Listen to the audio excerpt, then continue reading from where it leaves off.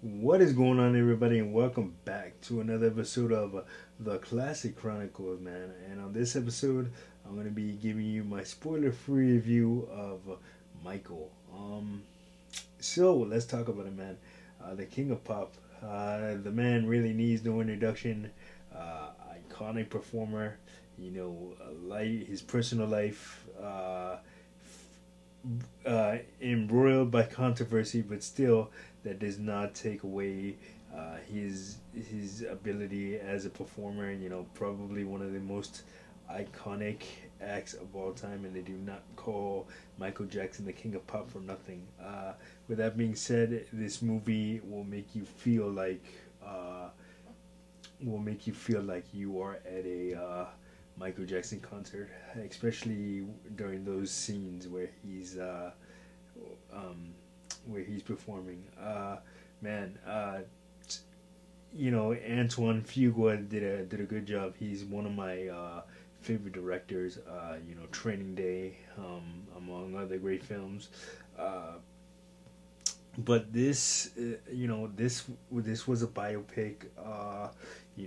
That could have. It's so big that it needs two parts. I mean, this particular biopic, this first part of Michael, they said that it's going to be two films because, like I said, it's going to be his career is just too difficult to cover in one film. So in this particular film, they do go over his early childhood, with the Jackson Five and everything like that, and to from his rise to with albums like Thriller, and then goes through his bad era, and then ends in the early '90s. But when he's that was not the way that this film was supposed to be intended. They I read online somewhere that the original intentions for the film were to pretty much cover everything, as you should be able to in a biopic. The good and the bad. And that's what makes it a great biopic. But due to legal red tape, that couldn't happen. They don't um, they don't gloss over they gloss over his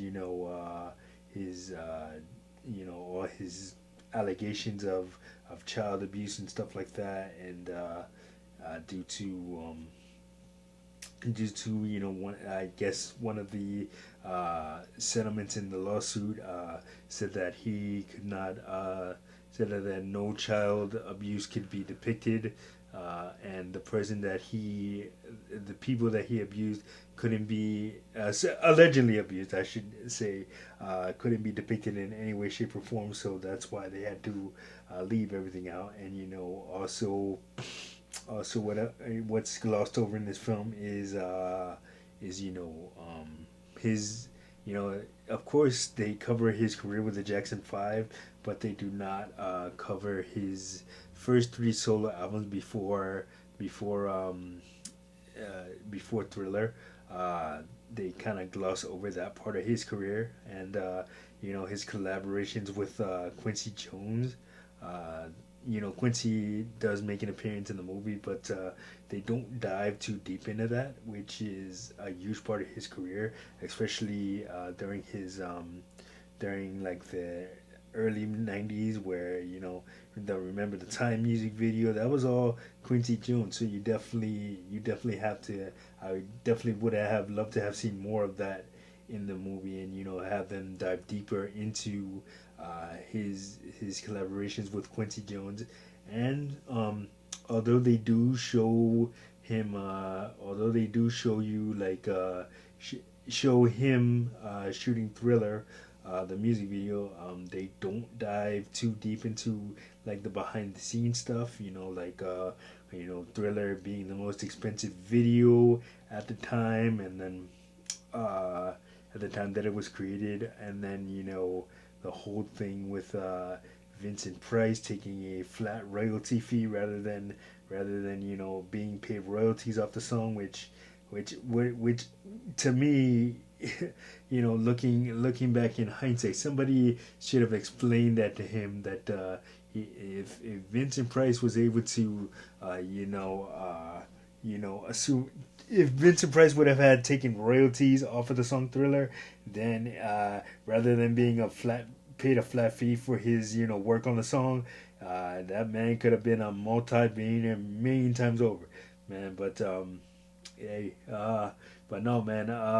Like I said in the beginning of this review, and the concert scenes, absolutely incredible, man.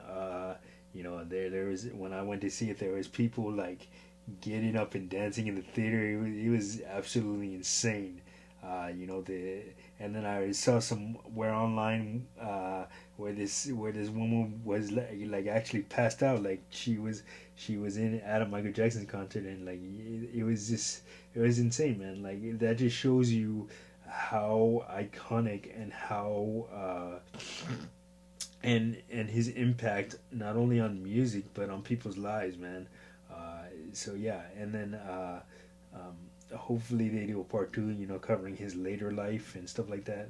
Oh, and I would be remiss if I didn't mention that you see most of the Jackson family in the movie, but Janet Jackson